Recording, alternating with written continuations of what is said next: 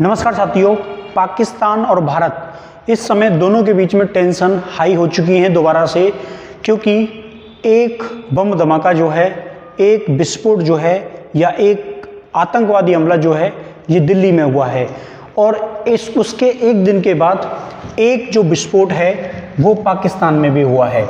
यानी कि दोनों देशों में 24 घंटे के अंदर दो धमाके हुए। इस पर पाकिस्तान का क्या कहना है और भारत का क्या कहना है, दोनों चीज़ों को देखेंगे हम। और ये टेंशन क्या दोबारा देश को ऑपरेशन सिंदूर की तरफ ले जा रही है? क्या भारत पाकिस्तान के विरुद्ध दोबारा ऑपरेशन सिंदूर लॉन्च कर सकता है क्या? तो देखिए, सबसे पहले पाकिस्तान के अंदर जो हमला हुआ, क्योंकि भारत का हमला एक दिन पुराना है, पाकिस्तान का जो हमला हुआ इसको पाकिस्तान के प्रधानमंत्री जो थे शहबाज शरीफ, ये कह रहे थे कि ये जो हमला है वो भारत ने कराया है। ध्यान रखना, पाकिस्तान के प्रधानमंत्री कह रहे हैं कि इसके पीछे भारत का हाथ है। क्यों? क्योंकि प्रधानमंत्री नरेंद्र मोदी जब नेपाल गए थे तो उन्होंने कहा था कि हम इस हमले का बदला लेंगे। कैसे, वो नहीं बताया।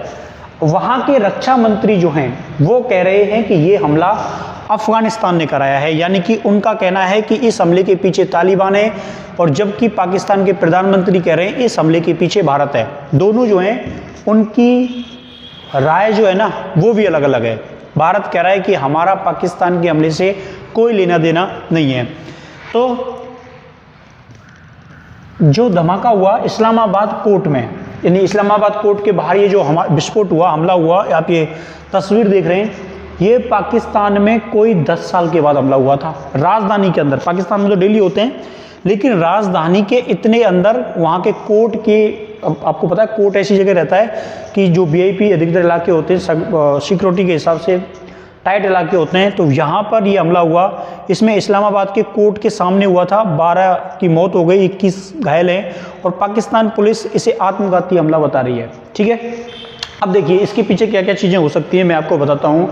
पहली बात यह है कि भारत के अंदर ब्लास्ट हुआ और भारत सरकार ने कहा कि हम इस हमला करने वाले लोगों को छोड़ेंगे नहीं।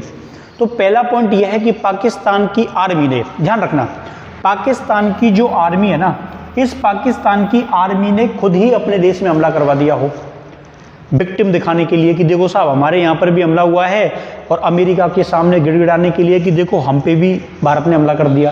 पहला ये हो सकता है। दूसरा, पाकिस्तान की आर्मी ये सोच रही है कि भारत के साथ एक बार और भिड़ लें, तो उनका जो आर्मी चीफ है आसिफ मुनीर, उसको अलग पावर दी गई है संविधान संशोधन करके। बहुत सारी पावर उसे अब संविधान के तहत दे दी गई है। उसका रिटायरमेंट होने वाला था, लेकिन उसने अपना कार्यकाल जो है वो लगातार बढ़ा रहा है और संवैधानिक शक्तियाँ प्राप्त कर रहा है। तो वो पाकिस्तान की जनता को भय दिखाकर भारत का ये सब कुछ करवा सकता है। दूसरा, पाकिस्तान को ये लगा हो कि भारत के ऊपर हमला हो चुका है और भारत सरकार ने यह कहा है कि अगर हमारे ऊपर आतंकवादी हमला हुआ तो हम इसे एक्ट ऑफ वार मानेंगे, यानी कि हम इसे हमला मानेंगे। और आपको पता है भारत पर एक ही देश हमला कर सकता है, आतंकवादी हमला कर सकता है, वो है पाकिस्तान। भूटान, नेपाल, इधर से श्रीलंका, बांग्लादेश की तो औकात अभी इतनी नहीं है, लेकिन वो कर सकता है। तो क्या इसके बाद ऑपरेशन सिंदूर एक्टिव हो जाता? पाकिस्तान को इस बात की चिंता थी, तो उन्होंने खुद ही करा लिया हो। तीसरा सवाल ये भी है कि क्या इसके पीछे अफगानिस्तान या भारत किस एजेंसियां पीछे थीं कि तुरंत रिप्लाई मैसेज देने के लिए कि तुम हमारी राजधानी में करवा सकते हो तो बेटा हम भी तुम्हारी राजधानी में काम करवा सकते हैं। लेकिन भारत सरकार ने कहा है कि हमारा इससे कोई लेना देना नहीं है, कोई स्वीकार नहीं करता। तो पाकिस्तान के अंदर जो हमले हुए हैं उसके पीछे पहली बात यही नज़र आती है कि इसके पीछे पाकिस्तान की गवर्नमेंट है या पाकिस्तान की आर्मी है, क्योंकि वो भारत के साथ सरकार भिड़ना नहीं चाहती और आर्मी चाहती है कि एक एक बार दोबारा से कुछ ऐसा हो जाए। दूसरी बात, अमेरिका जो है वो भी नहीं चाहता कि भारत और पाकिस्तान दोबारा से भिड़े, क्योंकि पाकिस्तान और भारत के संदर्भ में अमेरिका ने यह कहा कि मैंने इनका जो झड़प थी उसको रुकवाया। अब दोबारा से शुरू हो जाएंगे तो अमेरिका को उंगली उठेगी, भाई ये तो दोबारा चालू हो गए, लड़ने लग गया आपस में।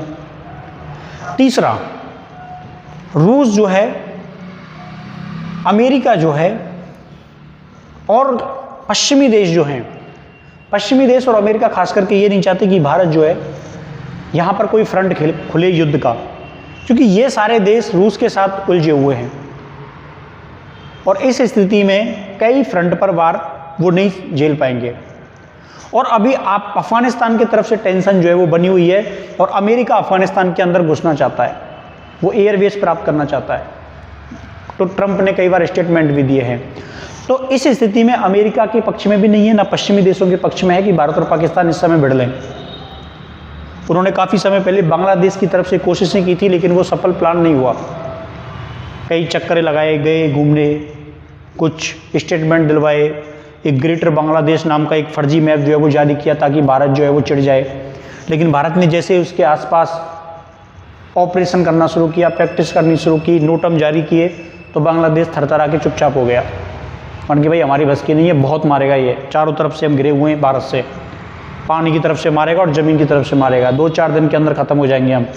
तो अभी उनकी बस की नहीं है, तो ये पाकिस्तान ने सोचा। तीसरी ये बात है कि भारत का जो जम्मू कश्मीर है वो लगातार शांत था, लंबे समय से ना वहाँ कोई प्रोटेस्ट हो रहे थे ना कुछ हो रहा था, और ऐसा लग रहा था कि जम्मू कश्मीर के लोगों ने उस चीज़ को बहुत पीछे छोड़ दिया है। इसलिए इन्होंने देखो जितने भी ये आरोपी थे ये सब के सब पढ़े लिखे थे। ये जितने भी आरोपी थे ना, बहुत सारे लोग कहते हैं कि साहब पढ़ाई के बाद सोच बदल जाती है, इनकी सोच बदली। अरे हमारे यहाँ तो कोई आदमी पढ़ा लिखा है ना पढ़ा लिखा है, या वो एक दिन भी स्कूल ना गया हो, एक दिन भी स्कूल ना गया हो, आप उसे देश के विरुद्ध ये काम करने को बोलेंगे ना, वो जन्म में ना करेगा। पढ़ाई का और देश प्रेम का दूर दूर तक कोई लेना देना नहीं है। हमारे अशिक्षित भाई बहन जो होते हैं वो भी देश से बहुत प्यार करते हैं। ये तो पढ़े लिखे थे, फिर भी इन्होंने देश के विरुद्ध युद्ध छेड़ा, देश के विरुद्ध षड्यंत्र किया, देश के लोगों को ही मारने का प्रयास किया, अपने ही लोगों को मारने का प्रयास किया। दिल्ली के अंदर जो ब्लास्ट हुआ, दिल्ली के अंदर जो ब्लास्ट हुआ, इस ब्लास्ट में बहुत सारे मुस्लिम लोग भी मारे गए जो आसपास थे। वहाँ पे हिंदू भी मारे गए, जैन भी मारे गए, ईसाई भी मारे गए। ये पढ़े लिखे लोग क्या ही मानसिक बदलाव लेके आ गए। कहते हैं साहब कि पढ़े लिखे लोग जो है इनकी मानसिकता बदल जाती है, तो सब पढ़े लिखे थे। अफजल गुरु था, वो भी पढ़ा लिखा था, फिर भी इन्होंने घटिया हरकतें की ना, देश के विरुद्ध काम किया ना, देश के लोगों को मारा ना। तो इन लोगों का एक ही इलाज है, सड़क पे कुत्तों को खिला दो, दूसरा कोई इलाज नहीं है।